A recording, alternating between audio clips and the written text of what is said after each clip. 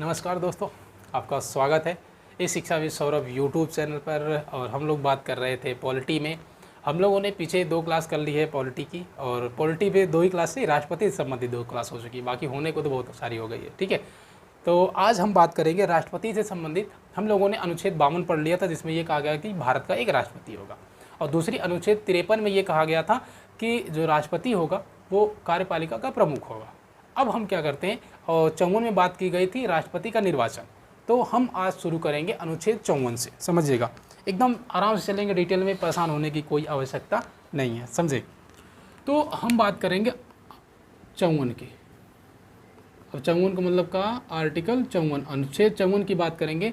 अनुच्छेद 54 में कहा गया है कि राष्ट्रपति का निर्वाचन मंडल, राष्ट्रपति का निर्वाचन मंडल या राष्ट्रपति के निर्वाचन में कौन से लोग भाग लेंगे, ये बात कही गई है अनुच्छेद 54 में। तो राष्ट्रपति का निर्वाचन मंडल, राष्ट्रपति का निर्वाचन मंडल, निर्वाचन मंडल का मतलब कौन से लोग हैं जो राष्ट्रपति के चुनाव में भाग लेते हैं। देखिए, यहाँ एकदम क्लियर कट कॉन्सेप्ट रखिएगा, तभी नहीं तो यहाँ से कई बार क्वेश्चन आते हैं, आप कंफ्यूज आते हैं। सीधे सीधे इस बात को समझेंगे। देखिए, एक होता है संसद, एक होता है संसद। संसद में आपको कौन मिलेगा, संसद में आप कौन जाएंगे, तो सांसद जाएंगे। संसद में कौन जाते हैं, सांसद जाते हैं। अब इन्हीं सांसद को कहा क्या जाता है, कहा जाता है MP, member of parliament, MP. तो जो एमपी होते हैं, जिन्हें हम चुन के भेजते हैं, जो हमारे यहाँ के सांसद होते हैं, ये लोग राष्ट्रपति के चुनाव में भाग लेते हैं। क्लियर है, कौन भाग लेगा राष्ट्रपति के चुनाव में, सांसद लेंगे, सांसद नहीं लेंगे, सांसद लेंगे, मतलब एमपी भाग लेंगे। अब बात आती है कि सर तो कौन से लोग नहीं लेंगे, तो समझिएगा, जो कुछ मनोनीत सदस्य होते हैं। कौन, जो मनोनीत सदस्य होते हैं, मनोनीत सदस्य, जो मनोनीत सदस्य होते हैं ये निर्वाचन में भाग नहीं लेते। मनोनीत सदस्य निर्वाचन में भाग नहीं लेते।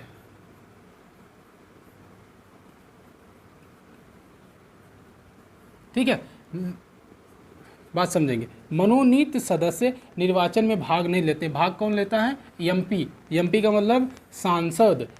तो संसद से कौन से लोग जाएंगे, संसद से जाने वाले व्यक्ति हो गए एमपी, मतलब मेंबर ऑफ पार्लियामेंट, जिनको जनता चुन के भेजती है, और जनता द्वारा चुने गए नेता जाके बाद में राष्ट्रपति का चुनाव करते हैं। और मनोनीत सदस्य जो होते हैं, मनोनीत सदस्य मतलब लोकसभा और राज्यसभा में, मतलब मनोनीत सदस्य जाते हैं, आपको भी पता होगा, मैं जब राज्यसभा लोकसभा पढ़ाऊंगा तो बताऊंगा। तो मनोनीत सदस्य होते हैं ये लोग राष्ट्रपति के निर्वाचन में भाग नहीं लेते। क्लियर है, ठीक है। अब दूसरी चीज़, क्या और कोई लोग हैं जो राष्ट्रपति के निर्वाचन में भाग लेते हैं, तो समझिएगा, राज्यों के विधानसभा, कहाँ की बात हो रही है, तो भाई ये तो केंद्र की बात हो गई ना। अब आइए राज्यों की विधानसभा, किस में आएंगे, राज्यों की विधानसभा, राज्यों की विधानसभा। और विधानसभा में कौन से लोग जाते हैं, एमएलए। कौन जाते हैं, जिन्हें हम क्या नाम देते हैं, MLA, member of legislative assembly. ठीक है, एमएलए। और इन्हीं को हम क्या बोलते हैं, जो एमएलए लोग होते हैं इन्हीं को हम क्या बोलते हैं, विधायक। क्या बोलते हैं, विधायक, विधायक। अब समझेंगे, राज्यों के विधानसभा, राज्यों के विधानसभाओं में जो निर्वाचित सदस्य होते हैं, मतलब कौन निर्वाचित सदस्य, मतलब भाई विधायकों को तो भी चुनते हैं ना, विधायक को कौन चुनता है, हम ही लोग तो चुन के भेजते हैं। तो ये लोग भी राष्ट्रपति के निर्वाचन में क्या करते हैं, भाग लेते हैं। लेकिन जो विधान परिषद होता, मतलब एमएलसी, ये लोग शामिल नहीं होते हैं। कौन, राज्यों के जो विधान परिषद होता है, राज्यों का जो विधान परिषद होता है, जो विधान परिषद होता है, विधान परिषद के जो सदस्य होते हैं वो राष्ट्रपति के निर्वाचन में शामिल नहीं होते हैं। तो आपको ये पता चलेगा, एकदम क्लियर एंड कट पता चला होगा कौन से लोग राष्ट्रपति के चुनाव में भाग लेते हैं, कौन लोग राष्ट्रपति के चुनाव में भाग नहीं लेते हैं। कौन कौन लेता है, देखिए एमपी भाग लेगा, एमपी का मतलब सांसद। दूसरा व्यक्ति कौन भाग लेगा, विधायक, जो विधायक होगा। मतलब ये लोग तो भाग लेंगे, लेकिन कौन नहीं भाग लेगा, यहाँ से संसद से जो मनोनीत सदस्य होते हैं वो लोग भाग नहीं लेंगे। और जो विधान परिषद के, राज्यों के विधान परिषद में जो लोग सदस्य होते हैं, जिनको हम MLC बोलते हैं, विधान परिषद के सदस्य जिनको हम क्या बोलते हैं, MLC, ये लोग निर्वाचन में भाग नहीं, दो लोग भाग नहीं लेंगे। दो कौन कौन से लोग, एक विधान परिषद के सदस्य जिन्हें MLC बोलते हैं, दूसरा मनोनीत सदस्य, संसद के मनोनीत सदस्य, मतलब राज्यसभा लोकसभा के जो मनोनीत होते हैं वो लोग इसमें भाग कौन कौन लेगा, MP लेंगे और विधायक लेंगे, जिनको जनता चुन के भेजती है, वो जाके वहाँ राष्ट्रपति का चुनाव करते हैं। तो मेरे हिसाब से आपको ये समझ में आ गया कि राष्ट्रपति के चुनाव में कौन लोग भाग लेते हैं, कौन लोग भाग नहीं लेते हैं। ये क्वेश्चन पूछा गया कौन लोग भाग लेते हैं, कौन लोग भाग नहीं लेते हैं, तो अब तो क्लियर हो गया कौन लोग भाग लेते हैं, कौन लोग भाग नहीं लेते हैं। अब आगे चलेंगे। अब इसमें एक संशोधन किया गया राष्ट्रपति के निर्वाचन मंडल में ही, मतलब जो कौन से लोग निर्वाचन लेंगे कौन नहीं लेंगे, तो एक संशोधन किया गया 1991 में 17वां संविधान संशोधन। लिखेंगे क्या, 1991 में 17वां संविधान संशोधन किया गया। क्या किया गया, संविधान संशोधन। 1991 में 17वां संविधान संशोधन किया गया। और क्या किया गया, संविधान संशोधन।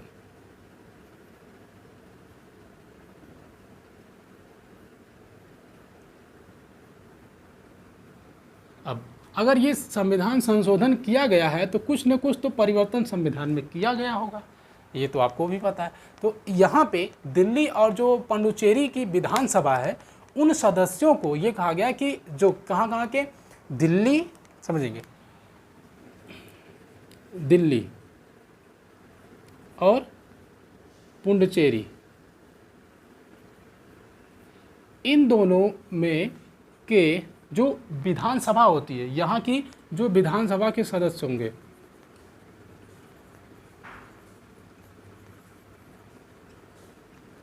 विधानसभा के सदस्य, देखिए एक संविधान संशोधन किया गया 1991 में, एक संशोधन किया जाता है 17वां संविधान संशोधन।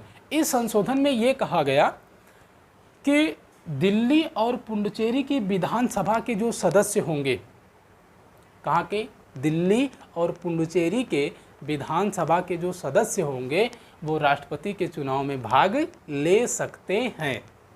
कब से, 1991 17वां संविधान संशोधन के बाद से। कहाँ के, दिल्ली और पुडुचेरी के, कहाँ के, देखिए विधानसभा के सदस्य, ये ध्यान में रखना है, किसकी कौन सी ज़्यादा ध्यान में रखनी है, विधानसभा के सदस्य राष्ट्रपति के चुनाव में भाग ले सकते हैं, पहले नहीं लेते थे। क्लियर हो गया, क्लियर हो गया, ठीक है, क्लियर हो गया होगा तो आगे चलेंगे। देखिए अब एक क्वेश्चन पूछा जाता है कि राष्ट्रपति, उपराष्ट्रपति, लोकसभा, इन लोगों का जो चुनाव होता है वो करवाता कौन है। तो राष्ट्रपति का चुनाव जो है निर्वाचन आयोग करवाता है। कौन करवाता है, तो ध्यान रखेंगे, बहुत बार क्वेश्चन पूछा गया है, जो राष्ट्रपति का, किनका, राष्ट्रपति का निर्वाचन, देखिए राष्ट्रपति का निर्वाचन कौन करवाता है, निर्वाचन आयोग करवाता है। कौन करवाता है, निर्वाचन आयोग, एकदम ध्यान में रखेंगे, निर्वाचन आयोग। राष्ट्रपति का चुनाव या उनका निर्वाचन कौन करवाता है, निर्वाचन आयोग करवाता है। अब निर्वाचन आयोग क्या सिर्फ इन्हीं का करवाता, नहीं, जब उपराष्ट्रपति का चुनाव होगा तब भी, जब लोकसभा, राज्यसभा में कोई, या विधानसभा में जो, सॉरी राज्यसभा नहीं, राज्यसभा तो ऐसे होती है, राज्यसभा नहीं, जो ये निर्वाचन आयोग है ये राष्ट्रपति, उपराष्ट्रपति और उसके साथ साथ जो विधानसभा होती है और जो लोकसभा होती है उसका भी चुनाव करवाता है। किसमें किसमें, तो निर्वाचन आयोग, देखिए राष्ट्रपति की बात हो गई, तो उसके बाद बचते हैं उपराष्ट्रपति। उपराष्ट्रपति। उपराष्ट्रपति का भी चुनाव ये करवाएंगे। अब उपराष्ट्रपति के बाद कौन बचते हैं? लोकसभा। लोकसभा के सदस्य मतलब वही एमपी सांसद लोगों का चुनाव वो करवाता है। उसके बाद विधानसभा मतलब जो विधायक होते हैं, विधानसभा। इन तीनों लोगों का भी चुनाव कौन करवाता है? निर्वाचन आयोग। और इसको याद करेंगे और IMP बनाएंगे, इम्पॉर्टेंट, क्योंकि यहाँ से क्वेश्चन बहुत बार पूछा गया और पूछे जाने की संभावना भी है। पक्की बता रहे, आगे चुनाव आने वाला है, आपके पहले एग्जाम है तो ये जान लीजिए क्वेश्चन पूछा जाएगा। ठीक है, करंट से रिलेट करके पूछा जाएगा। तो मेरे हिसाब से ये पॉइंट आपका क्लियर हो गया। अब जिस समझिएगा, जब इतना कौन कौन ये पता चल गया हमें कि कौन कौन से लोग भाग लेंगे, अब जब कौन कौन से लोग भाग लेंगे ये पता चल गया, तो हम अब ये जानेंगे कि आखिर राष्ट्रपति चुनाव लड़ कौन सकता है। ज़रूरी तो ये भी है, हमने बताया था कि अनुच्छेद 58 में उसकी राष्ट्रपति के पद की अर्हताएँ बताई गई हैं। अनुच्छेद 58 में क्या बताया गया है? राष्ट्रपति के पद की अर्हताएँ मतलब राष्ट्रपति के पद की योग्यता बताई गई है। अब उसमें क्या क्या कहा गया कि मतलब ये योग्यता आपके पास होगी तभी आप चुनाव लड़ सकते हैं, नहीं तो ये बहुत महान पद होता है ना, महामहिम का पद होता है यार, ऐसे थोड़ी ना महामहिम का पद होता है। इतना आसान थोड़ी होता है कि आप बस हवाई जाके प्रधानी की नहीं, जैसे प्रधानी की सीट आई तो सब फतंगा के नहीं आ गए ले, हाँ, मतलब एकदम घरे घरे में प्रधानी, हम प्रधानी लड़ेंगे, हम मतलब ऐसा हाल हो जाए वोटे देने वाला ना बचे, अपना वोट खुदे दबा के आओ, ऐसा तो है ही नहीं ना। एक बहुत जिम्मेदार, एक बहुत पावरफुल पद होता है वहाँ जाने के लिए। तो अब बात करेंगे राष्ट्रपति की पद की अर्हताएँ। किसकी बात करेंगे? पद की अर्हताएँ। ठीक है, अब पद की अर्हताओं की बात है तो आपके दिमाग में तुरंत आना चाहिए पद की अर्हताएँ किस अनुच्छेद में बताई गई हैं, ध्यान रखेंगे।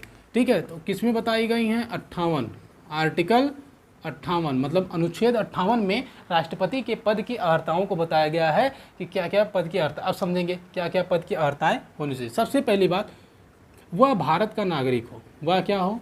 भारत का नागरिक हो।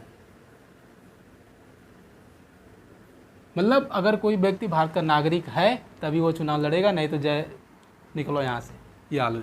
चलिए, अगर एक बात हो गई वह भारत का नागरिक हो। दूसरी बात, 35 वर्ष की आयु पूरी कर चुका हो। क्या कर चुका हो? और इसको अंडरलाइन करेंगे, 35 वर्ष की आयु पूरी कर चुका हो।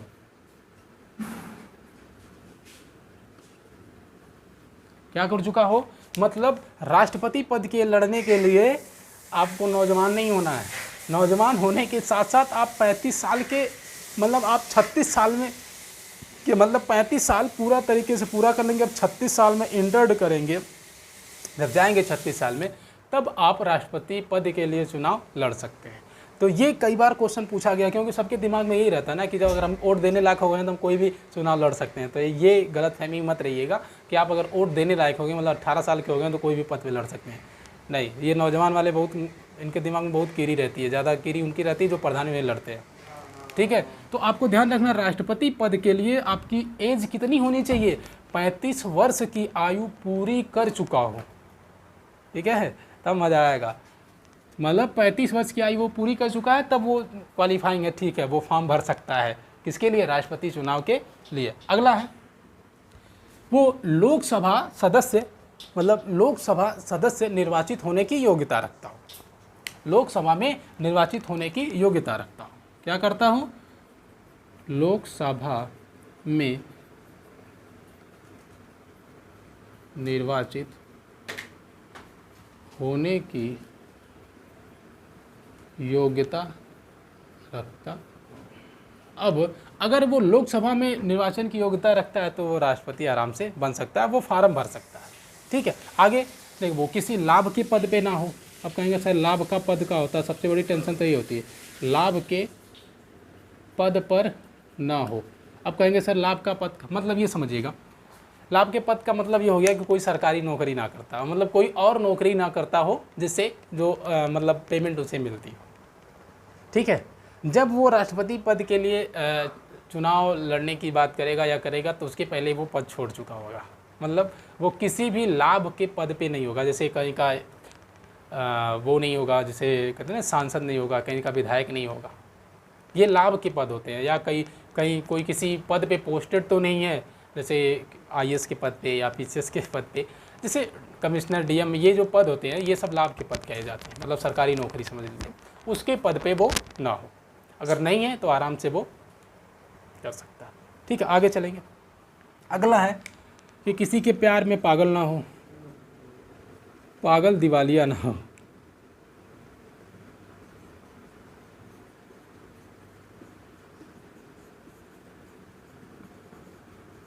ठीक है, पागल दिवालिया ना हो मतलब समझ सकते हैं, पागल दिवालिया मतलब मेंटली रूप से डिस्टर्ब नहीं हो, ऐसा ना कि मेंटली रूप से डिस्टर्ब हो फॉर्म भरने चला है, ऐसा नहीं। तो पागल दिवालिया ना हो। अगर पागल दिवालिया नहीं है तो देखिए और क्या हो सकता है, वो उसे कोई सज़ा ना मिली हुई, मतलब कोर्ट ने कभी भी उसे कोई सज़ा ना सुनाई हो, मतलब सज़ा यकता ना हो। क्या ना हो?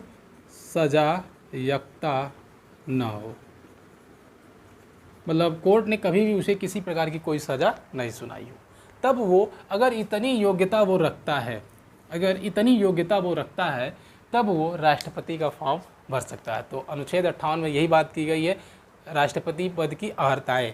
ठीक है, राष्ट्रपति पद की क्या, किसकी बात की गई है? अर्हताओं की बात की गई है। अच्छा, एक चीज़, जब आप राष्ट्रपति पद के लिए फार्म भरेंगे तो क्या आपके अनुयायी होने चाहिए ना, कि कोई आप अकेले जाएंगे भर के लड़ लेंगे, ऐसा भी नहीं है। आपके पास अनुयायी होने चाहिए। अनुयायी का मतलब अनुमोदक होना चाहिए, मतलब आपको ये सपोर्ट करने के लिए कोई ना कोई तो होना चाहिए। अब साथ ही में जो निर्वाचन मंडल से, मतलब अभी बताया था निर्वाचन मंडल का मतलब एमपी, एमएलए, ये जो लोग बात हो रही थी उनकी, इनमें से 50 प्रस्तावक होने चाहिए और 50 अनुमोदक होने चाहिए। मतलब अगली बात लिखेंगे इसी में निर्वाचन के लिए, अगली बात मतलब राष्ट्रपति पद के लिए जो निर्वाचक मंडल था उनका, निर्वाचक मंडल, निर्वाचक मंडल का मतलब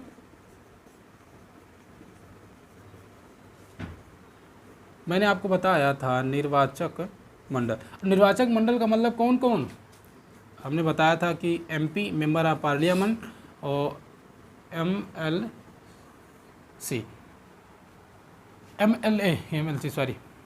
एमएलए, तो ये जो होते हैं निर्वाचक मंडल, जो लोग उसमें भाग लेंगे, मतलब ये उसमें से निर्वाचक मंडल में से 50 कितने होने चाहिए? अनुमोदक और 50 प्रस्तावक। मतलब निर्वाचन मंडल में से 50 जो व्यक्ति होने चाहिए, 50 एमपी एमएलए मिला के, वो क्या होना चाहिए? अनुमोदक होने चाहिए, अनुमोदक होने चाहिए, और 50 क्या होने चाहिए? प्रस्तावक। तो अगर ये भी योग्यता आप पूरी करते हैं तो राष्ट्रपति के लिए फार्म आप भर सकते हैं। अब आती है, चलो ठीक है सर, ये तो क्या पैसा वैसा देना पड़ता है? जैसे प्रधानी में जाते हैं तो जमानत राशि जमा होनी है, कितनी जमा होती है जमानत राशि?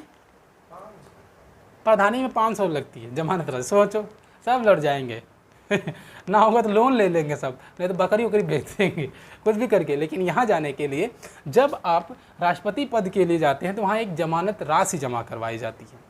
मतलब अब कितनी, तो क्वेश्चन पूछा गया था एक बार कि राष्ट्रपति पद के लिए जमानत राशि कितनी होती है, जमानत राशि कितनी होती है? तो आप अपने पास अगर 15,000 रुपये रखे हैं, रुपये कितने? 15,000, तो जमानत राशि के रूप में आपसे कितना जमा करवाया जाएगा? 15,000 रुपये आपसे जमानत राशि के रूप में जमा करवाया जाएगा। तो मेरे हिसाब से ये भी चीज़ आपको क्लियर हो गई होगी कि निर्वाचन मंडल में और क्या क्या योग्यता राष्ट्रपति महोदय रखते हैं। ठीक है, क्लियर है? चलिए, तो इसके आगे की कहानी, वीडियो लंबी हो जाएगी इसलिए ये करें, इसके आगे की कहानी पूरी अगले वाले एपिसोड में, अगले वाले क्लास में लेंगे। तब तक के लिए क्लास कैसे लगी जरूर बताइएगा। तब तक के लिए सबको जय हिंद।